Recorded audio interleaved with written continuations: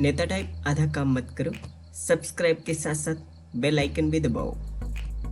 नमस्कार, जय हिंद साथियों, कैसे हैं आप सब। उम्मीद करते हैं आप सब अच्छे होंगे। और साथियों, एमएम स्टडी पॉइंट पर हम आपके लिए लेकर आ रहे हैं उन सभी स्टूडेंट्स के लिए जो वनडे एग्जाम्स की प्रिपरेशन कर रहे हैं, जिसमें यूपी ट्रिपल एससी के लेखपाल, बीडीओ, जूनियर असिस्टेंट और रेलवे की भर्ती परीक्षा के NTPC, group D technician, ALP जैसी परीक्षाओं के लिए जीके स्पेशल की पूरी सीरीज, जिसमें आपको स्टेप बाय स्टेप जीके का पूरा सिलेबस कवर कराया जाएगा। आपको सेशन का पीडीएफ भी प्रोवाइड कराया जाएगा और जिसमें हमारे इस सेशन में एक दिन में दो सेक्शन कवर कराया जाएगा। जैसे हर सब्जेक्ट पर सब्जेक्ट का दो सेक्शन एक दिन में कवर कराया जाएगा। साथियों, इसके लिए आपको बस इतना ही करना है कि आप हमारे चैनल को सब्सक्राइब वाला बटन उसको दबा दीजिए, जिससे आपको हर रेगुलर अपडेट्स मिलती रहे। पाषाण काल एवं सैंधव सभ्यता, आज हम जो कवर करेंगे पाषाण काल एवं सैंधव सभ्यता और वैदिक सभ्यता, इन दोनों सेक्शन को कवर करेंगे, जो कि आता है प्राचीन इतिहास में। अब साथियों शुरू करते हैं। चलिए 2-3 वन लाइनर पहले देख लेते हैं, उसके बाद फिर हम चलेंगे ऑब्जेक्टिव टाइप पे। चलिए साथियों देखते हैं, भारतीय पुरातत्व पर्यवेक्षण का गठन किसने किया था। तो साथियों वो किया था अलेक्जेंडर कनिंघम ने। मानवीय विकास के संबंध में हाल ही में खोजी गई कड़ी कौन सी जीवाश्म की खोज है। तो साथियों वो है होमो नेलेडी नाम की एक जीवाश्म है, उसकी खोज की गई थी। मानवीय विकास के संबंध में हाल ही में भी खोजी गई है। साथियों आगे बढ़ते हैं। सिंधु घाटी सभ्यता की सबसे महत्वपूर्ण विशेषता क्या थी। तो साथियों वो थे ईंट के बने भवन, मकान जो थे वो ईंट के बने थे। साथियों सबसे पहले पहिए किससे बने थे। तो साथियों वो थे लकड़ी के सबसे पहले पहिए बनाए गए थे। आगे चलते हैं, अब ऑब्जेक्टिव टाइप क्वेश्चन को सॉल्व करते हैं। साथियों पूरा पाषाण काल में आदि मानव के मनोरंजन का साधन था। तो साथियों जैसा कि आपके सामने ऑप्शंस हैं, शिकार, जुआ, संगीत, घुड़सवारी। तो साथियों जो पूरा पाषाण काल में आदि मानव का मनोरंजन का जो साधन था, मनोरंजन और अपने जीवन यापन का भी साधन था जो, वो था शिकार करके वो अपना पेट भरते थे। जिसमें देखिए उसकी व्याख्या भी लिखी गई है। पूरा पाषाण काल में आदि मानव के मनोरंजन का साधन शिकार था। वे मुख्यतः शिकार पर भी ही निर्भर थे। उनका भोजन मांस या कंदमूल हुआ करता था। अगला क्वेश्चन है, नवपाषाण काल के लोगों द्वारा पाला गया प्रथम पशु था। अब साथियों यहाँ पे देखिए नवपाषाण काल है, मध्य पाषाण काल या पूरा पाषाण काल नहीं है। तो साथियों नवपाषाण काल के लोगों द्वारा पाला गया प्रथम पशु था। तो साथियों आपके सामने ऑप्शंस हैं, भेड़, बकरी, कुत्ता, घोड़ा। अब साथियों इसमें थोड़ी सी कंफ्यूजन ये होती है कि अगर यहीं पे कहा होता कि मध्य पाषाण काल के लोगों द्वारा पाला गया प्रथम पशु क्या था, तो साथियों उसका जो सही आंसर होता वो कुत्ता होता। लेकिन जो नवपाषाण काल के लोगों द्वारा पाला गया प्रथम पशु तो वह भेड़ थी। साथियों इसके बारे में थोड़ा डिटेल में अध्ययन करते हैं, इसकी डिटेल देखते हैं। अब देखिए आंसर ए सही है।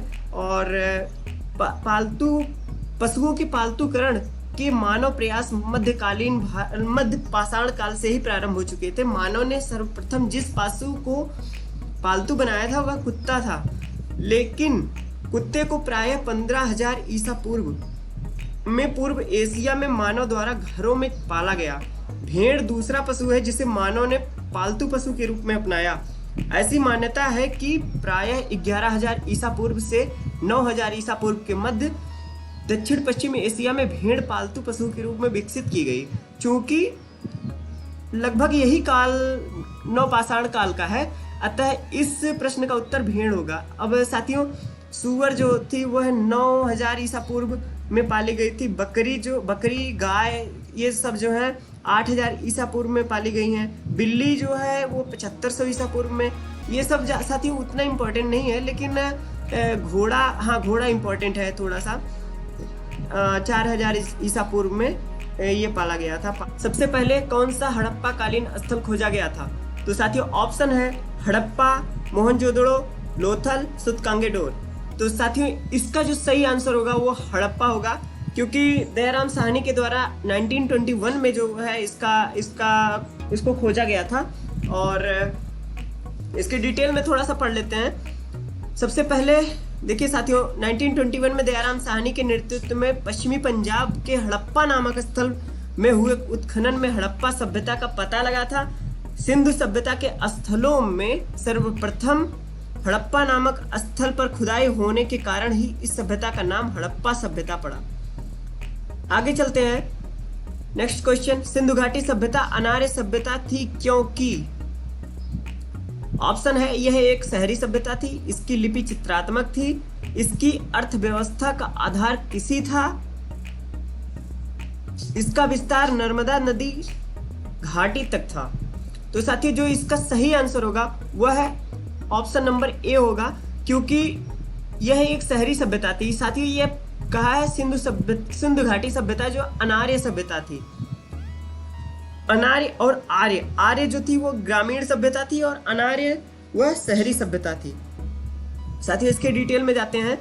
तो साथियों वही है जो हम बता चुके हैं और अतः स्पष्ट है कि सिंधु घाटी सभ्यता शहरी सभ्यता होना इसका इस सभ्यता के अनार्य सभ्यता होने का सर्वाधिक ग्राह्य प्रमाण है। आगे बढ़ते हैं। नेक्स्ट क्वेश्चन, हड़प्पा सभ्यता निम्नलिखित में से संबंधित है। तो साथियों ऑप्शन है कांस्य युग, नवपाषाण युग, पुरापाषाण युग और लौह युग। तो इसका सही आंसर जो होगा वह कांस्य युग होगा, क्योंकि साथियों उस समय कांसा जो था वह तांबा और टिन को मिला के कांसे का निर्माण किया जाता था। और जो है इसके डिटेल में जाते हैं। देखिए साथियों वही लिखा हुआ है और इस युग की प्रमुख धातु कांसा थी और इसी के कारण इसे कांस्य युगीन सभ्यता भी कहा जाता है। वस्तुतः यह ताम्र पाषाण कालीन नगरीय सभ्यता थी। अगला क्वेश्चन है, हड़प्पा संस्कृति की मुद्राओं एवं पक्की मिट्टी की कलाकृतियों में किस पशु का चित्रण नहीं किया गया है? तो साथियों ऑप्शन है गाय, हाथी, गैंडा और बाघ। तो साथियों इसमें जो हड़प्पा संस्कृति की मुद्राओं और पक्की मिट्टी की कलाकृतियों में वह गाय का चित्रण नहीं किया गया है। साथियों आगे बढ़ते हैं। नेक्स्ट क्वेश्चन, इसके डिटेल में थोड़ा सा पढ़ लेते हैं कि क्या है, कैसे क्या किया गया था।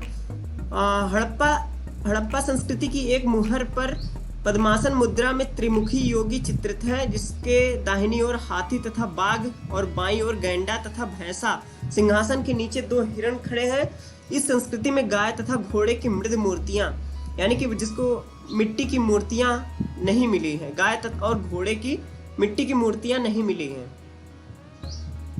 आगे बढ़ते हैं। नेक्स्ट क्वेश्चन, सिंधु घाटी सभ्यता की लोगों की मुद्रा किस देवता की आकृति चित्रित थी? तो साथियों ऑप्शन है पशुपति, इंद्र, विष्णु और वरुण। तो साथियों जो इसका सही आंसर होगा वो ऑप्शन नंबर ए होगा, पशुपति। पशुपति मोहनजोदड़ो से प्राप्त एक मुहर पर 3 मुख वाला एक पुरुष ध्यान मुद्रा में बैठा हुआ है, जिसके सिर पर 3 सींग है और उसके बाईं ओर एक गैंडा और भैंसा तथा दाईं ओर हाथी एवं व्याघ्र है। इससे पशुपति शिव का रूप माना गया है। मार्शल ने इन्हें आद्य शिव बताया है। नेक्स्ट क्वेश्चन चलते हैं। सिंधु घाटी सभ्यता के लोग किसकी पूजा करते थे? ऑप्शन है विष्णु, ब्रह्मा, इंद्र और वरुण। ऑप्शन डी है पशुपति। पशुपति जो इसका होगा वो सही आंसर होगा। आगे बढ़ते हैं। निम्नलिखित में से किस विद्वान ने सर्वप्रथम हड़प्पा सभ्यता के अवशेषों को खोजा था? अलेक्जेंडर कनिंघम ने। देखिए साथियों 1853 तथा 1873 में हड़प्पा का सर्वेक्षण कर कुछ पुरावस्तुएं प्राप्त की थी, प्राचीन वस्तुएं प्राप्त की थी। पूछा है भारतीय सभ्यता से जुड़ा कौन सा नाम है? तो साथियों इसका जो सही आंसर होगा वो सारे के सारे चलिए साथियों आगे बढ़ते हैं। नेक्स्ट क्वेश्चन, सिंधु घाटी की सभ्यता और वैदिक सभ्यता में प्रमुख अंतर क्या है? तो साथियों वह ऑप्शन है उसके लिए ऑप्शन ए है पहली नगरीय सभ्यता थी जबकि दूसरी ग्रामीण। पहली व्यापार को महत्व देती थी जबकि दूसरी धर्म को। ऑप्शन सी है पहली अहिंसा में विश्वास करती थी जबकि अहिंसा के संदर्भ में दूसरी सभ्यता का कोई विशेष नियम नहीं था। ऑप्शन डी है पहली सभ्यता में पीपल वृक्ष की पूजा होती थी जबकि दूसरी में बरगद की। तो साथियों इसका जो सही आंसर होगा वह पहली नगरीय सभ्यता थी जबकि दूसरी ग्रामीण। यही ऑप्शन जो है वो सही है क्योंकि सिंधु घाटी सभ्यता अनार्य सभ्यता थी। और वैदिक सभ्यता आर्यों की सभ्यता थी। तो साथियों आगे बढ़ते हैं, सिंधु घाटी की सभ्यता की लिपि कौन सी थी? तो साथियों जो सिंधु घाटी सभ्यता की लिपि थी वह चित्रात्मक लिपि थी। इसी कारण सिंधु सभ्यता आद्य ऐतिहासिक सभ्यता के वर्ग में रखा जाता है, जिसे अभी तक पढ़ा नहीं जा सका है। अगला क्वेश्चन चलते हैं, निम्नलिखित में से किसी मृतकों का टीला माना जाता है? तो साथियों उसका जो उसके लिए जो ऑप्शन है हड़प्पा, कालीबंगन और मोहनजोदड़ो, बनवाली। तो इसका जो सही आंसर होगा वो होगा साथियों मोहनजोदड़ो। मोहनजोदड़ो का सर्वाधिक उल्लेखनीय स्मारक बृहद स्नानागार है। इसके पश्चिम में 1.5 मीटर ऊंचे चबूतरे पर निर्मित एक भवन मिला है, जो पूर्व से पश्चिम में 45.72 मीटर लंबा तथा उत्तर से दक्षिण की ओर 22.86 मीटर चौड़ा है। इसे मार्टियर व्हीलर ने अन्नागार बताया है। इसमें ईंटों के बने हुए विभिन्न आकार प्रकार के 27 प्रकोष्ठ मिले हैं। अब साथियों आगे बढ़ते हैं। नेक्स्ट जो क्वेश्चन है, अमरी जो हड़प्पा सभ्यता का एक स्थल है वह किस प्रांत में स्थित है? वह सिंध प्रांत में, जो कि पाकिस्तान में है। नेक्स्ट क्वेश्चन चलते हैं साथियों, सिंधु घाटी सभ्यता के अवशेष चिन्ह बतलाते हैं कि लोगों का मुख्य धंधा क्या था? तो साथियों जो इसका ऑप्शन है कृषि, पशुपालन, व्यापार और शिकार। तो साथियों सिंधु घाटी सभ्यता का जो मुख्य धंधा था वह था कृषि। पढ़ लेते हैं, सैंधव निवासियों के जीवन का मुख्य उद्यम कृषि कर्म था। सिंधु तथा उसकी सहायक नदियां प्रतिवर्ष उर्वरा मिट्टी बहाकर लाती थी, जिसमें पैदावार काफी अच्छी होती थी। यहाँ के प्रमुख खाद्यान्न गेहूं तथा जौ थे। आगे बढ़ते हैं, नेक्स्ट क्वेश्चन, सिंधु घाटी सभ्यता का पत्तन नगर कौन सा है? तो साथियों सिंधु घाटी सभ्यता का जो पत्तन नगर है उसके लिए ऑप्शन है लोथल, हड़प्पा, रोपड़ और बनवाली। तो साथियों जो इसका सही आंसर होगा वह होगा लोथल। लोथल जो है उसका पत्तन नगर था, सिंधु घाटी सभ्यता का एवं प्रमुख बंदरगाह था। निम्नलिखित में से कौन सा स्थल भारत में नहीं है? तो साथियों ऑप्शन है हड़प्पा, कालीबंगा और रंगपुर, रोपड़। तो साथियों इसमें से जो ऑप्शन ए है वह हड़प्पा, जो कि पाकिस्तान में है। हड़प्पा पूरा स्थल पाकिस्तान के पंजाब प्रांत में मोटमंगरी जिले में आधुनिक साहिवाल रावी नदी के बाएं तट पर स्थित है। साथियों हड़प्पा क्षेत्रफल की दृष्टि से सिंधु सभ्यता का दूसरा सबसे बड़ा स्थल है। आगे बढ़ते हैं, नेक्स्ट क्वेश्चन, इनमें से कौन सा हड़प्पा संस्कृति की पूर्वी सीमा का निर्धारण करता है? तो साथियों उसका जो ऑप्शन है लोथल, कालीबंगा, आलमगीरपुर, डाबरकोट। तो साथियों हड़प्पा सभ्यता की पूर्वी सीमा का निर्धारण जो करता है वो आलमगीरपुर है, उत्तर प्रदेश में ही है। हड़प्पा सभ्यता की पूर्वी सीमा आलमगीरपुर जो कि उत्तर प्रदेश में है। सिंधु सभ्यता का पश्चिमी पुरास्थल सुतकांगेडोर बलूचिस्तान में है। उत्तरी पुरास्थल मांडा जो है जम्मू कश्मीर में है। दक्षिणी पुरास्थल जो कि दायमाबाद यानी महाराष्ट्र में है। आगे बढ़ते हैं, हड़प्पा सभ्यता का कौन सा स्थल भारत में नहीं था? तो साथियों मांडा, सुरकोटदा, हुलास, बालाकोट। तो साथियों ऑप्शन सही लग रहा है बालाकोट। इस समय चर्चे में भी कुछ दिन पहले ही था, वहाँ पे कुछ हमला हुआ था, आतंकी हमले हुए थे बालाकोट में, और जो कि पाकिस्तान में है।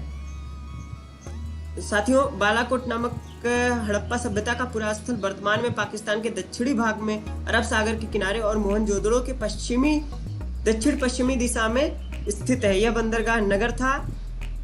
यहाँ यह स्थल सीप उद्योग के लिए प्रसिद्ध था।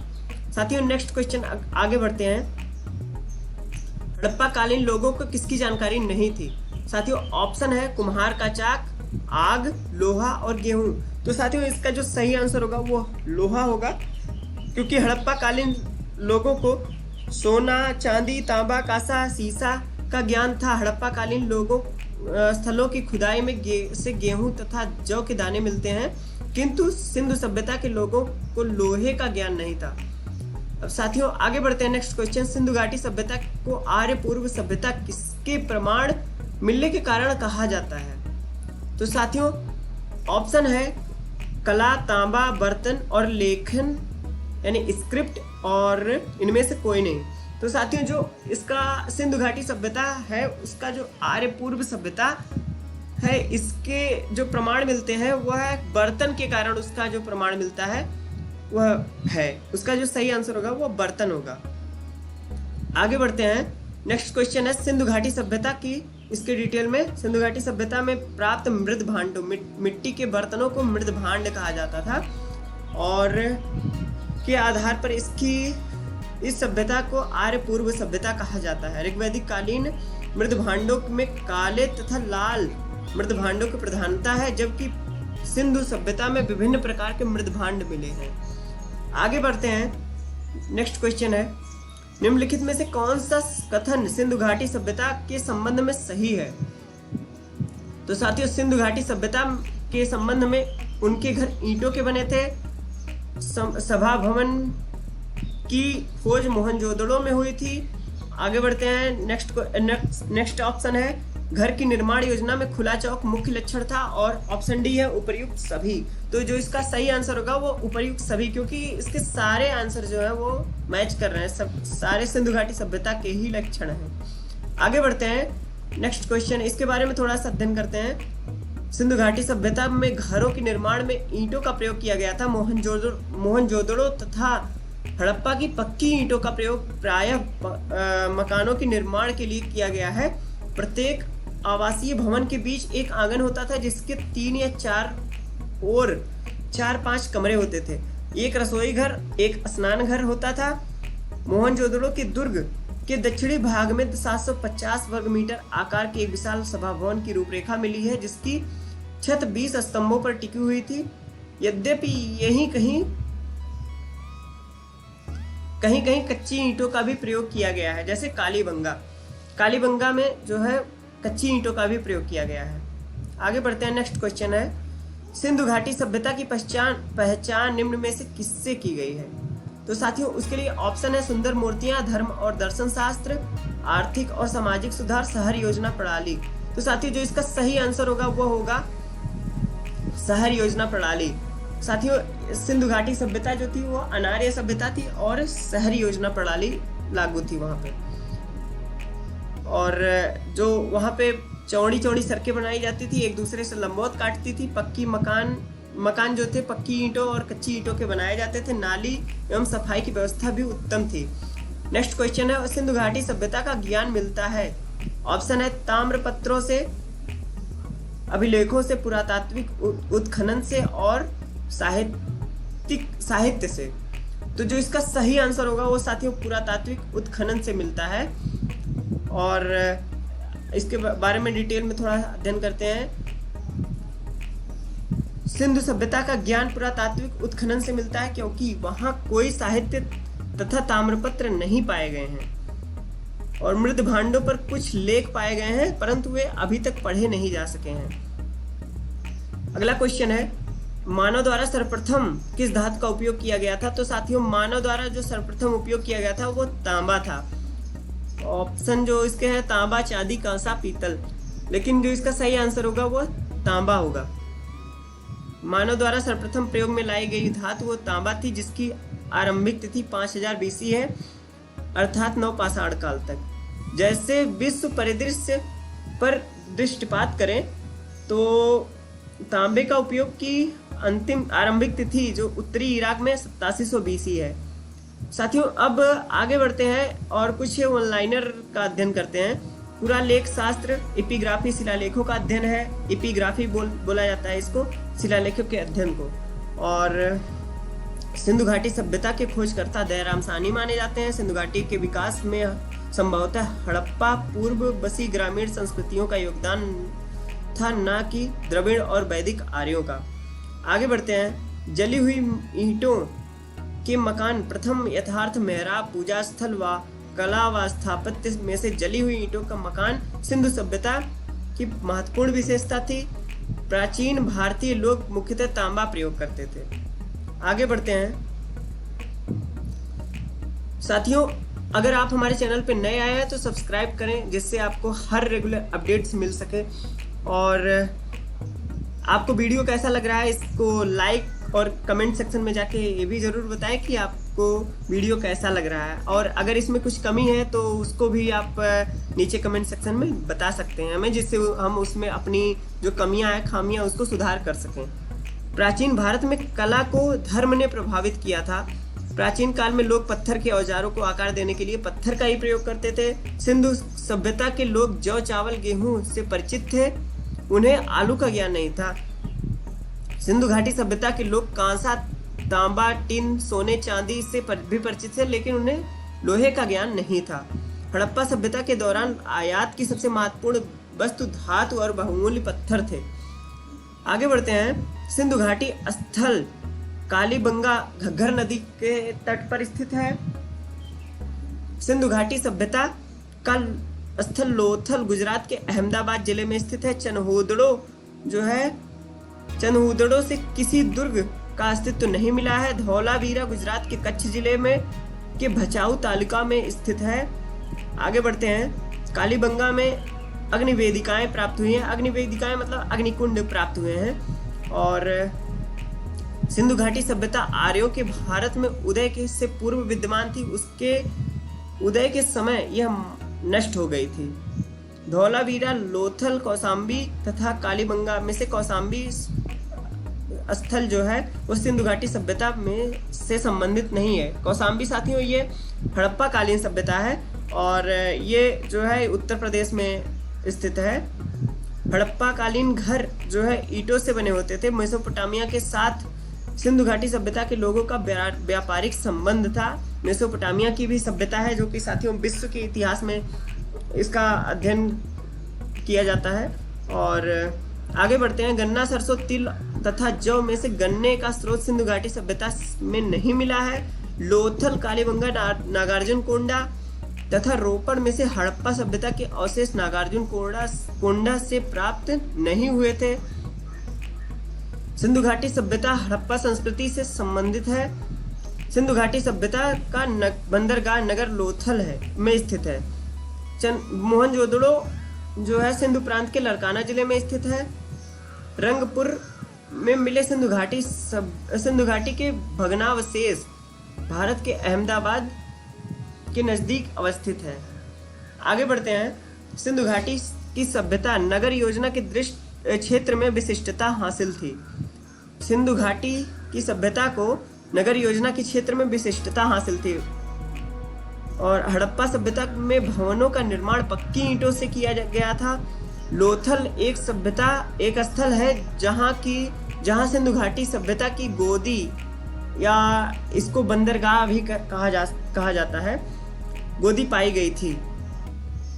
मोहनजोदड़ो का स्थानीय नाम माउंट ऑफ द डेड है, या इसको मृतकों का टीला भी कहा जाता है। लिपि जिसका कूटवाचन नहीं किया गया सिंधु घाटी सभ्यता से संबंधित है। साथियों इसकी जो लिपि थी वो चित्रात्मक लिपि थी, इसमें 400 वर्ड्स थे। और आगे बढ़ते हैं। सिंधु सभ्यता का स्थल हड़प्पा रावी नदी के किनारे स्थित था। और हड़प्पा सभ्यता की पहली खगोलीय वेधशाला धौलावीरा में पाई गई है। पुरापाषाण युग में लोगों का मुख्य व्यवसाय जो था वह आखेट था, यानी शिकार था। आगे बढ़ते हैं। नेक्स्ट जो वन लाइनर है। सिंधु घाटी सभ्यता जो मिट्टी के बर्तन के साक्ष्य के कारण आर्य पूर्व सभ्यता मानी जाती है। ज्वालामुखी विस्फोट सिंधु घाटी सभ्यता के विनाश का प्राथमिक कारण नहीं था। सिंधु घाटी सभ्यता के हड़प्पा स्थल पर एक पंक्ति में 6 अन्न भंडार मिले हैं। पुरापाषाण युग में मानव का सबसे महान आविष्कार जो था वह आग था। सिंधु घाटी सभ्यता के बारे में प्राप्त हमारी जानकारियों का मुख्य स्रोत जो था वह पुरातात्विक खुदाई है। हड़प्पा के कुम्हारी कार्य में आमतौर पर लाल रंग का उपयोग किया गया था। दक्षिण भारत में महापाषाणीय संस्कृति 500 बीसी से 100 एडी यानी कि 500 ईसा पूर्व से 100 ईस्वी तक हमें ऐतिहासिक काल के पास लाता है। महापाषाणियों ने बड़े पत्थरों के टुकड़ों से घिरे कब्र का उपयोग किया था। और सिंधु घाटी सभ्यता में खुदाई किए गए अवशेषों में से मोहरें जो थी वाणिज्यिक और आर्थिक विकास को निर्दिष्ट करती हैं। सिंधु घाटी सभ्यता के स्थलों में से हड़प्पा स्थल जो है वह भारत में नहीं है, वह पाकिस्तान में है। सिंधु घाटी के लोगों की मुहर में पशुपति भगवान की प्रतिकृति का मुद्रण मिला था। आगे बढ़ते हैं। हड़प्पा की खुदाइयों में प्राप्त नृत्य मुद्रा में लड़की की विख्यात आकृति कांस्य की बनी हुई थी। Next question. रोपड़ में मिले सिंधु घाटी के भग्नावशेष भारत के चंडीगढ़ के नजदीक अवस्थित हैं। साथियों, मोहनजोदड़ो की खुदाई जो की गई थी 1922 में की गई थी। अगला सेक्शन जो है वह वैदिक सभ्यता है। वैदिक सभ्यता के बारे में कुछ तथ्यों के अध्ययन करते हैं। किस वेद में बीमारियों का उपचार दिया गया है? तो साथियों अथर्ववेद में। सत्यमेव जयते का अर्थ क्या है? तो साथियों सत्य की ही विजय होती है। और भारत में राष्ट्रीय आदर्श वाक्य सत्यमेव जयते अर्थात सत्य की हमेशा विजय होती है किस प्राचीन शास्त्र से उद्धृत मंत्र है? तो साथियों वह मुंडकोपनिषद से है। और आगे बढ़ते हैं। भारत का राष्ट्रीय आदर्श वाक्य क्या है? तो साथियों वह है सत्यमेव जयते ही। महाभारत में उल्लिखित कुरुक्षेत्र नामक प्रसिद्ध युद्ध क्षेत्र किसके निकट स्थित है? तो साथियों वह अंबाला शहर के निकट स्थित है। धर्म के विपरीत क्या है? तो साथियों अधर्म है। बौधायन, मानव, आपस्तंभ और कात्यायन कौन है? तो साथियों यह प्राचीन भारतीय गणितज्ञ थे। भारतीय पटल पर आर्य लगभग किसके बीच उतरे? मतलब भारत में आर्यों का आगमन जो किया हुआ था वह 1500 ईस्वी में हुआ था, ईसा पूर्व में हुआ था। और ये भारत में आकार सप्त सैंधव प्रदेश में बस गए। उत्तर वैदिक काल में इनका विस्तार गंगा नदी के तट क्षेत्र तक हो गया था। प्रश्न में कोई विकल्प सही नहीं है। जो इसका सही आंसर उसमें उसके हिसाब से सटीक कोई आंसर नहीं है। अब आर्य के बाहर भारत से आने की अवधारणा सर्वमान्य नहीं रही है। आर्य भारत कब आए थे? तो साथियों जो इसका सही आंसर होगा ऑप्शन जो है 2500 ईसा पूर्व, 2500 से 1800 ईसा पूर्व, 2000 से 1500 ईसा पूर्व और 2000 ईसा पूर्व और 1500 से 1000 ईसा पूर्व। तो साथियों जो इसका सही आंसर होगा वो ऑप्शन नंबर डी होगा, जो कि 1500 से 1000 ईसा पूर्व में। आर्य लोग भारत में कहाँ से आए थे? आर्य लोग जो हैं भारत में कहाँ से आए थे? तो साथियों मध्य एशिया से आए थे, पूर्वी यूरोप से आए थे, या ऑस्ट्रेलिया से आए थे, या दक्षिण पूर्व एशिया से आए थे। तो साथियों जो इसका सही आंसर होगा वो मध्य एशिया से आए थे, इसका सही आंसर होगा। भारत में आर्यों का आगमन विवादास्पद मतलब विवादित प्रश्न है।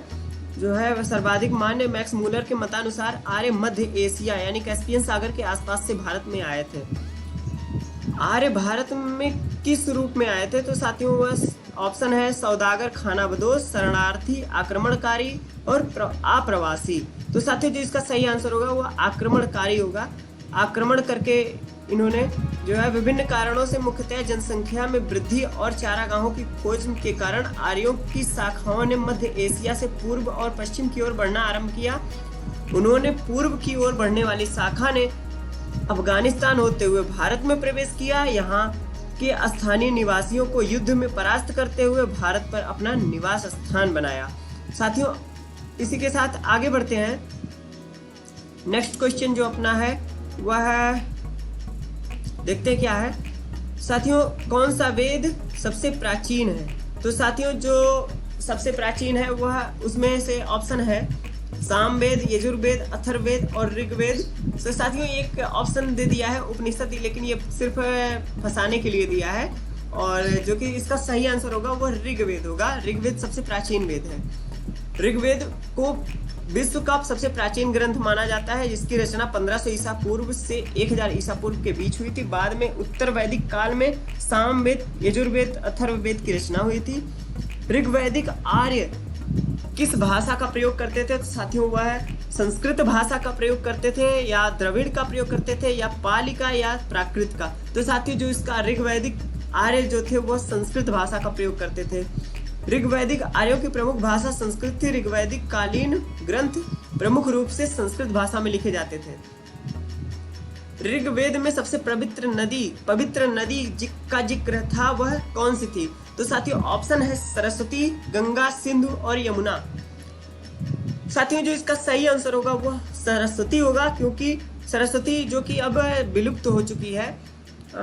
माना जाता है कि गंगा यमुना सरस्वती का संगम जो है वह हमारे प्रयागराज में है, लेकिन अब जो कि सर्वमान्य नहीं है। ऋग्वेद में वर्णित सबसे पवित्र नदी वह सरस्वती थी। इसे नदियों में श्रेष्ठ या नदीतमा एवं नदियों की माता सिंधु माता कहा गया है।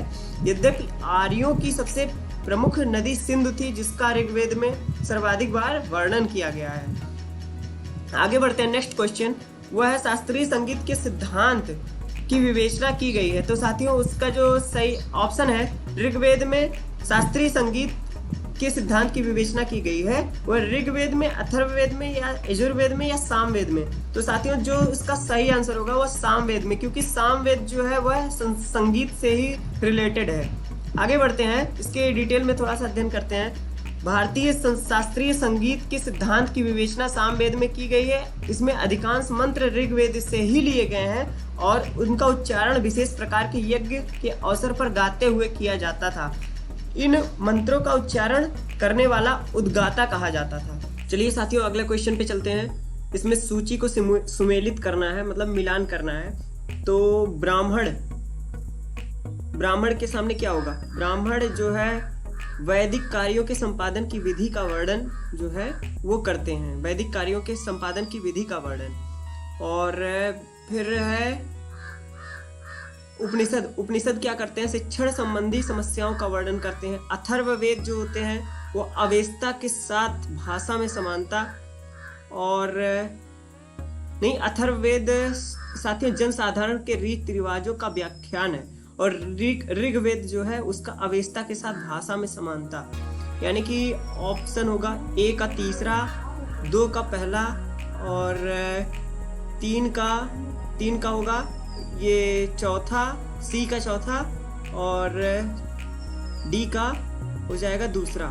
यानी कि option number B is the correct answer.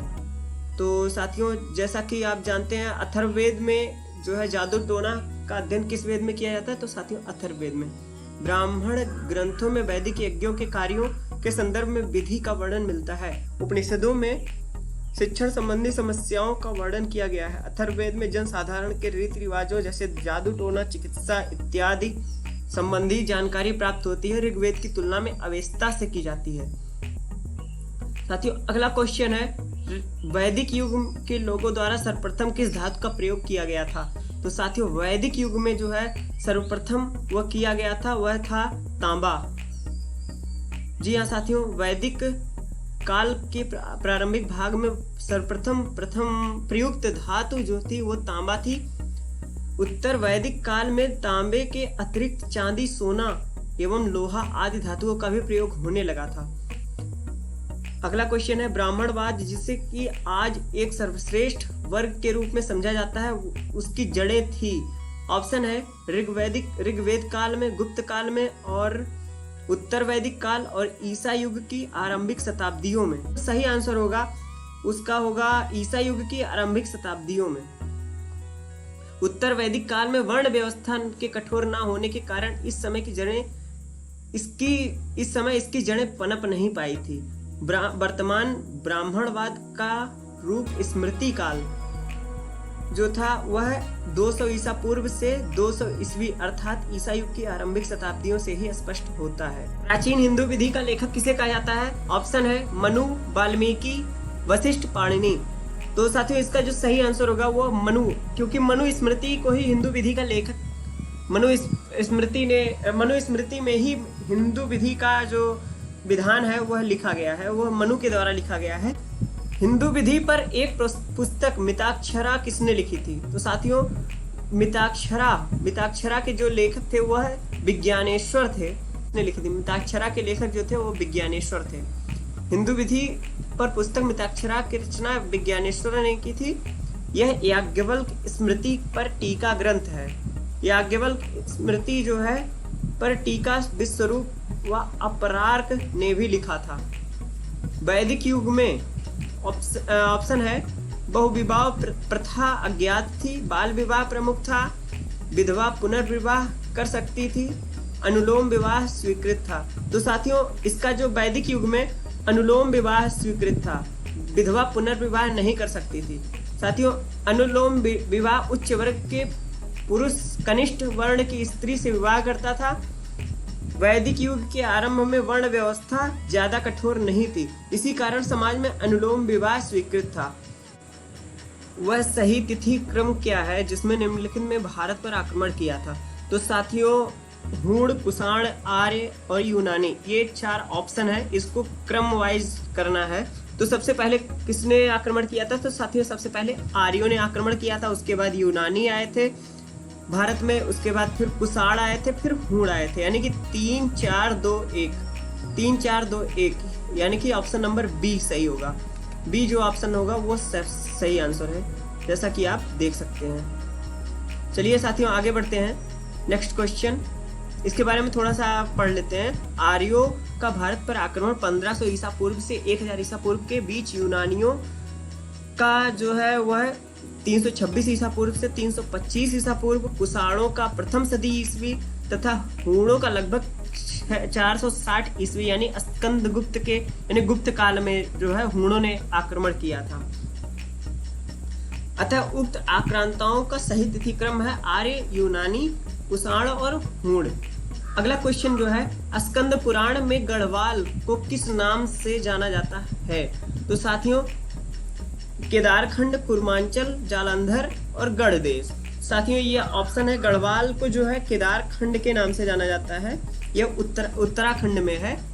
Skanda Purana के अनुसार जो है में गढ़वाल को केदारखंड और कुमाऊं को मानस खंड कहा गया है। समस्त प्राचीन साहित्य में गढ़वाल और कुमाऊं को सम्मिलित रूप से उत्तराखंड कहा गया है। साथियों, अगला क्वेश्चन है, शब्द निष्क का अर्थ वैदिक काल में आभूषण था, जिसका अर्थ बाद में प्रयोग हुआ निम्नलिखित से निम्न रूप हैं: शास्त्र, कृषि के उपकरण, लिपि और सिक्का।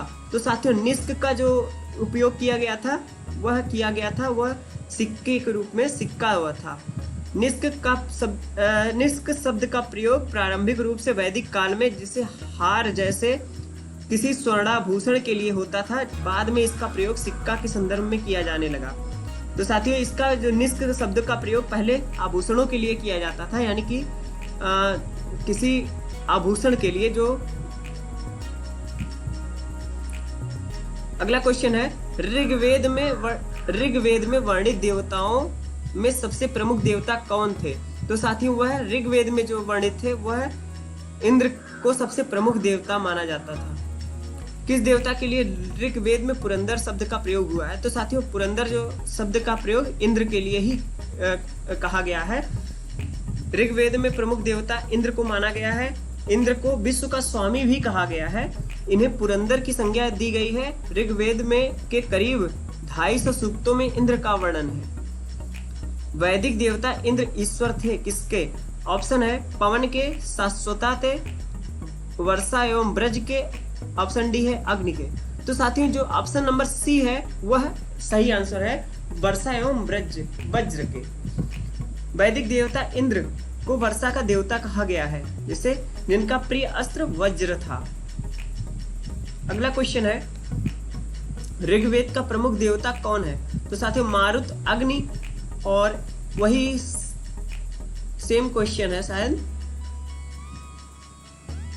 शक्ति और वरुण। तो साथियों, अग्नि जो थे वह ऋग्वेद के प्रमुख देवता थे।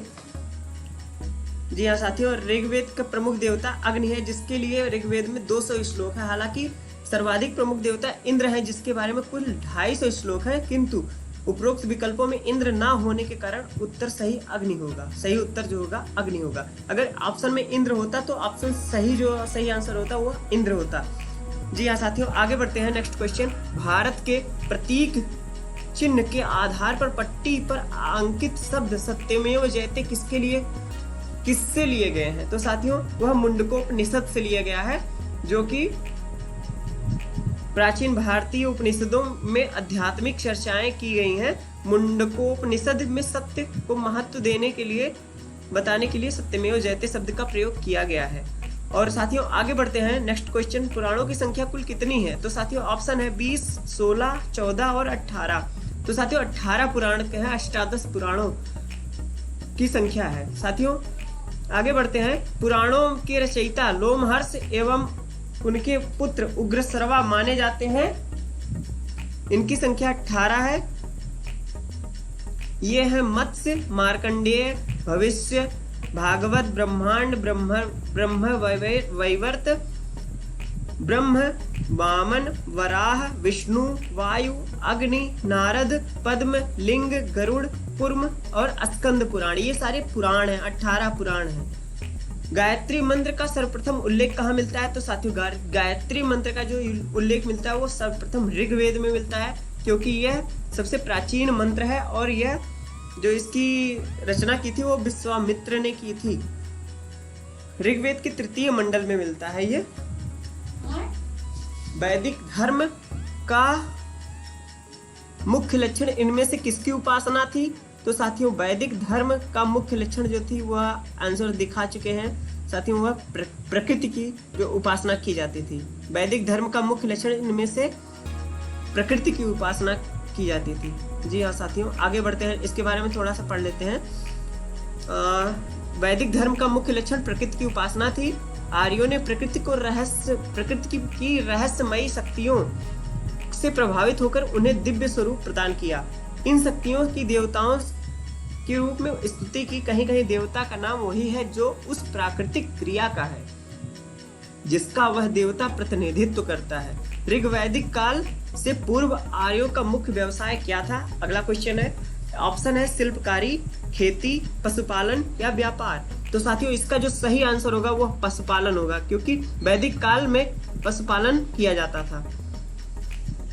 वैदिक काल में से पूर्व आर्यों का मुख्य व्यवसाय पशुपालन था। ऋग्वेद में पशुधन एवं गाय पर विशेष चर्चा की गई है। कृषि का उल्लेख केवल 24 बार हुआ है।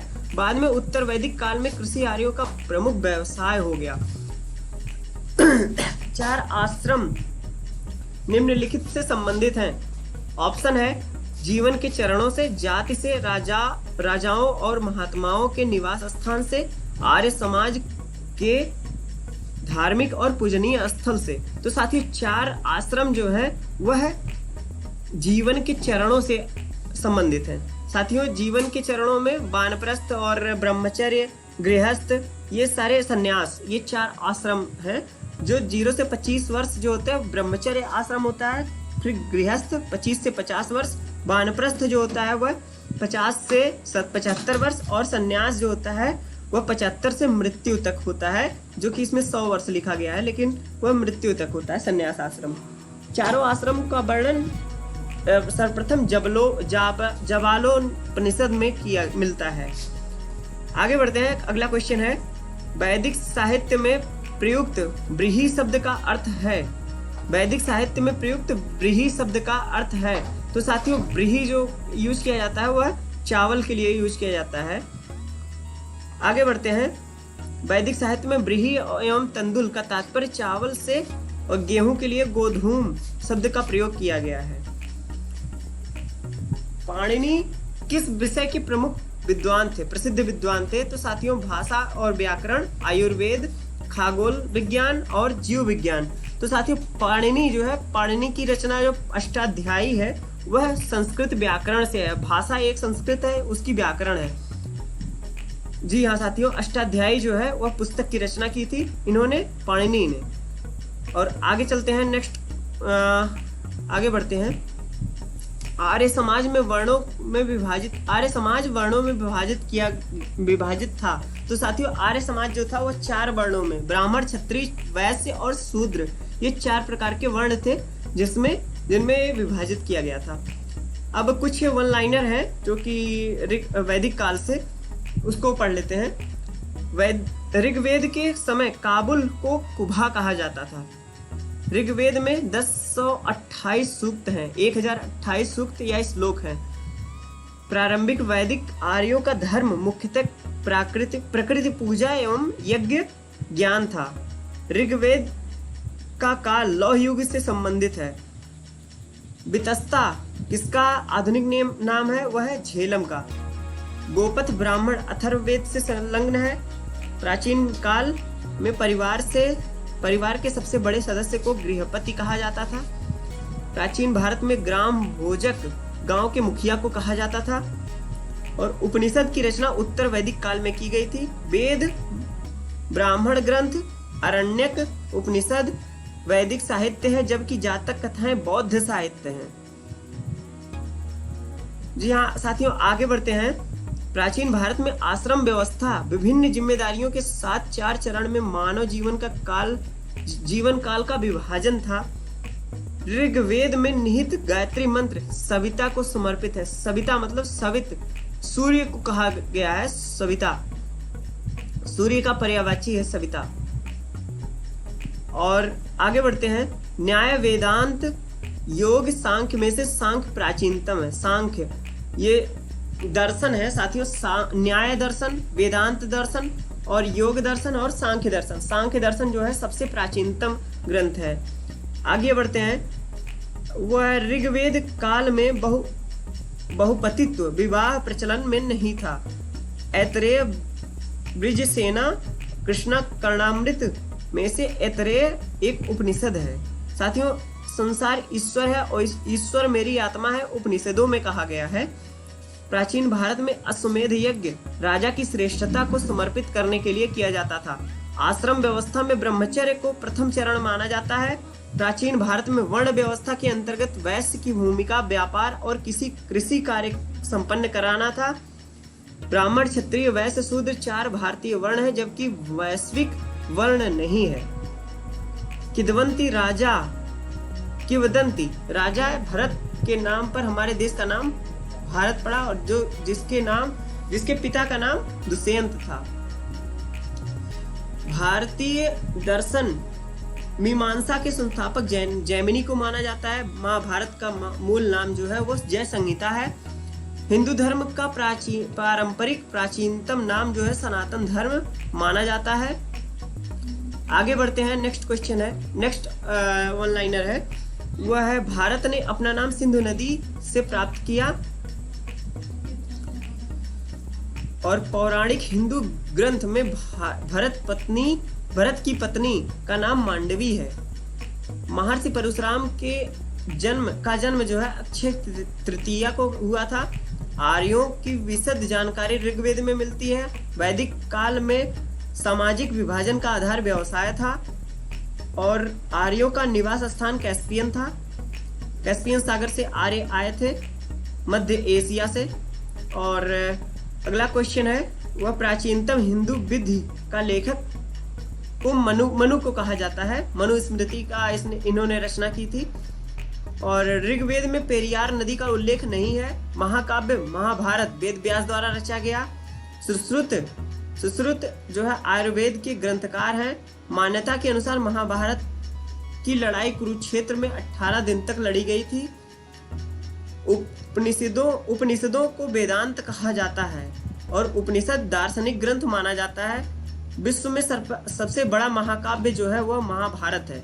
ऋग्वेदीय नाम पुरुषड़ी रावी नदी के तद्रूप है। मतलब अब जो आधुनिक नाम है वह रावी नदी का आधुनिक नाम, पुरुषड़ी नदी का जो है आधुनिक नाम वह रावी नदी है। आयुर्वेद की उत्पत्ति अथर्ववेद से संबंधित है।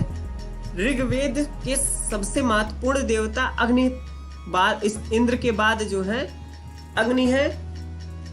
भारतीय इतिहास पर वैदिक संस्कृति का मुख्य प्रभाव अन्य सांसारिक दृष्टिकोणों का विकास था। आर्य सबसे पहले पंजाब में बसे थे। सामवेद भारतीय शास्त्रीय संगीत का उद्गम माना जाता है। वैदिक काल में राजाओं द्वारा जनता से वसूले गए कर को बलि कहा जाता था। बलि कर को कहा जाता है। और पूर्वा वैदिक परंपरा जो है के साहित्य का उदाहरण नहीं है। आयुर्वेद एक वेद नहीं है। ऋग्वेद, सामवेद, अथर्ववेद और यजुर्वेद जो है यह 4 वेद हैं। ब्रह्मचर्य, गृहस्थ, वानप्रस्थ और संन्यास आश्रम में 4 आश्रम हैं। अथर्ववेद तंत्र मंत्र और जादुई सम्मोहन से जुड़े सन्निहित हैं, स्रोत सन्निहित हैं। हिंदू पुराणों के अनुसार ब्रह्मा ने अग्नि, वायु और रवि से प्रथम 3 वेदों का सृजन किया था। अब साथियों जो अगला जो टॉपिक होगा वो हमारा बौद्ध धर्म जैन धर्म होगा, और जो जिसका जो वीडियो बनेगा वो कल बनेगा। कल के सेक्शन में आप हमारे जो प्लेलिस्ट है, प्लेलिस्ट वाले सेक्शन में जाके आप घटना चक्र के नाम से एक प्लेलिस्ट में होगी, उस पे आप क्लिक करके हमारे सारे वीडियोस देख सकते हैं। साथियों इसी के साथ अपना ये आज का वीडियो खत्म होता है, समाप्त होता है।